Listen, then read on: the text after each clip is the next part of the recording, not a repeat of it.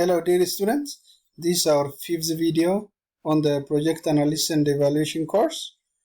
I hope you remember that on the fourth video we tried to discuss the logical framework approach briefly.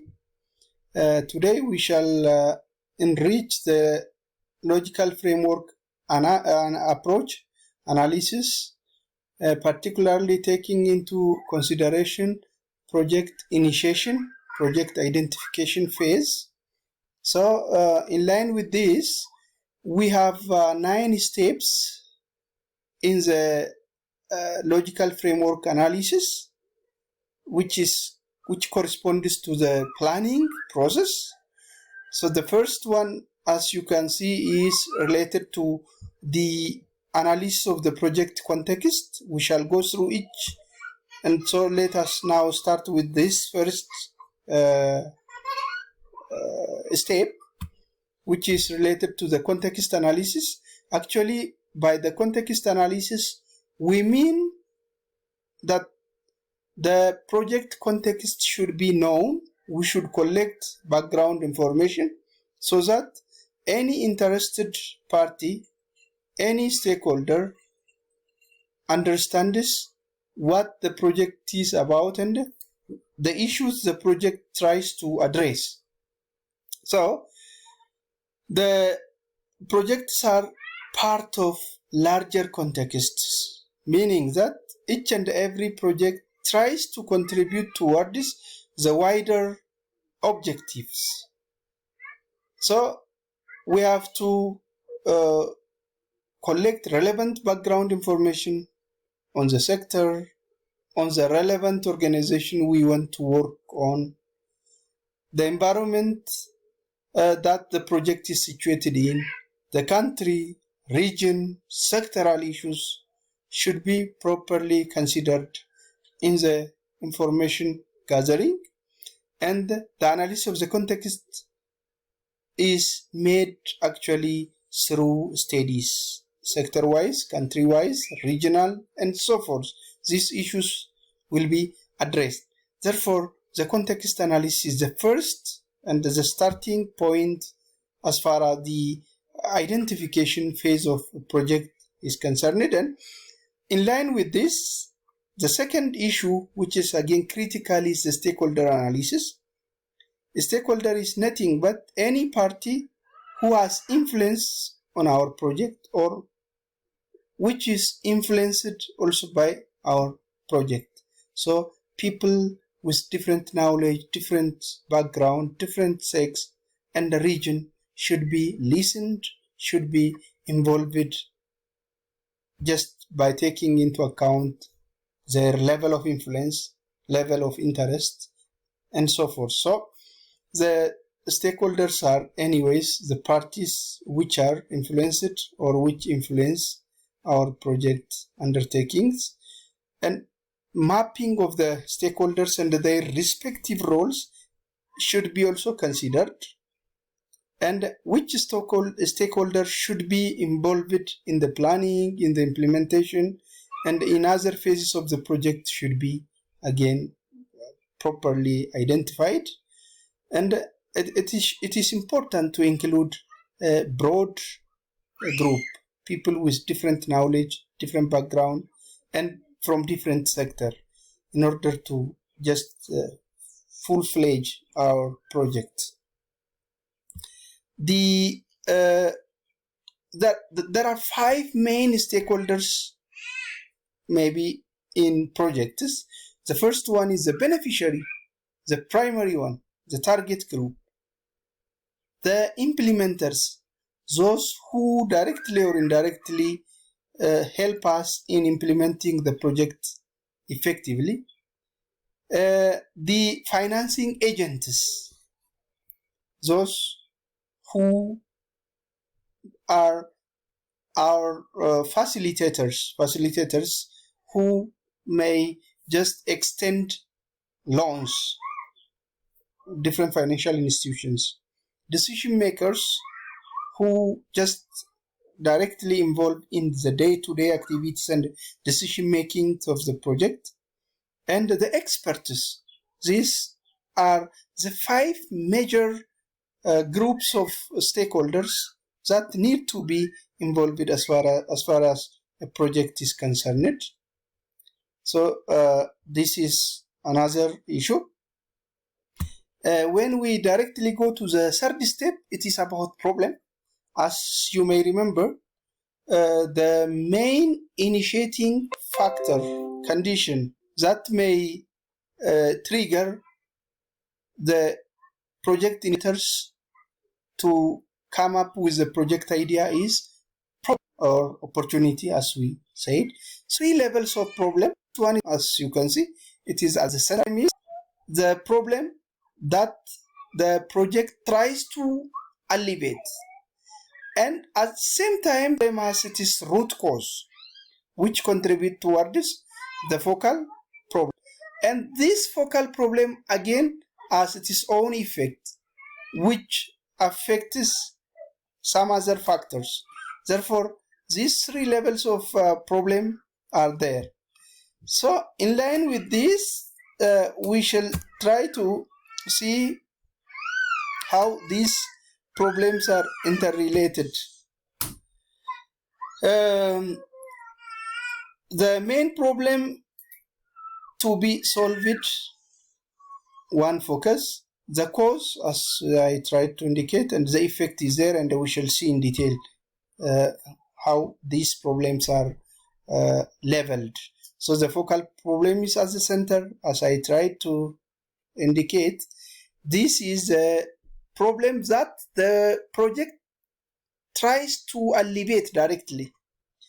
And so in order to understand the focal problem, we have to know the causes. Causes are there for this focal problem, the main problem that the project tries to address. And because of the presence of this problem, there is also some other problem that will be created because of this. So this is the effect. So these things are there. We shall try to indicate again. And when we take into account practical problem, practical maybe project, say for example, high number of bus accident could be the focal problem that a given project tries to address. And for this there are root causes. Mainly the 3 root causes are there: drivers, buses in poor condition, poor buses because of old age or some other factors, maybe road conditions, bad road conditions, poor road. Again, each and every main and correspondingly these root causes just result into this. And because of this focal problem, again there is the effect, the consequence of this focal problem. For example, people die and get injured, or delay in bus. And again, these main consequences could lead to some other consequences of the focal problem. So accordingly we can frame it, means. So this is simply problem 3 using a given example. The first step is related to the objective analysis. By the way, the main reason to come up with problem analysis is just to set objectives that try to mitigate those problems. So corresponding to the problems, there are objectives, as you can see. So for the focal problem, there is project objective. So the main reason why a given project is initiated is just to mitigate, to address the focal problem. And again, just to achieve the project objectives, there are routes. The activities should be there. The expected results that correspond to the causes should be there. Just in order to mitigate the causes, we should develop expected results, and then by involving in the project and trying to achieve these project objectives, we can achieve the overall objective of the project. So accordingly, we can deal with the project objectives. So objectives versus activities should be known actually. Objective should be or should describe which is the changed situation to achieve, what to achieve when the project is completed, what the activities are aiming at should be known. Actually, it is something that the project desires to achieve. Objectives are something to be achieved, while activity is something we carry out, something we do practically. For instance, our objectives could be enhanced competence on trade facilitation among some customs participants. So the activity could be arrange seminar on trade facilitation. This is something which we have to practically do in order to achieve the objectives. So of course they complement one another. So the objective analysis are 3 levels. The first one is the overall objective, as we tried to say, the medium term, which is the project objective, and the short term, which is expected result, which is immediate objective. So accordingly, our objective analysis or objective tree will be developed. And so to make it logical, we could have such arrangement. These are the activities. The activities are needed. The details are there. You can read it. The expected output is there. By just carrying out these activities, we can achieve the expected outputs here. And by achieving these expected outputs, we could achieve these quantifiable expected results. Again, by achieving these expected results, the project objective is said to be achieved. And accordingly, by achieving the project objectives, this could contribute toward the overall objective.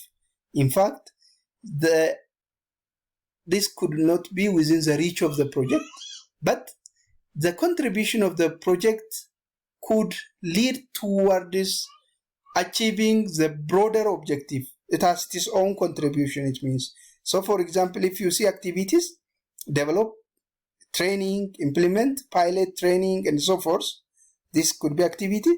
By doing so, 500 staff members of a given organization will be trained. New manuals for the custom clearance is developed, and this could lead to the expected results. Enhanced competence on the custom-related trade facilitation measures among customs service staff. Strengthened management capacity in the customs service. Improved customs clearance routines and so forth will be achieved.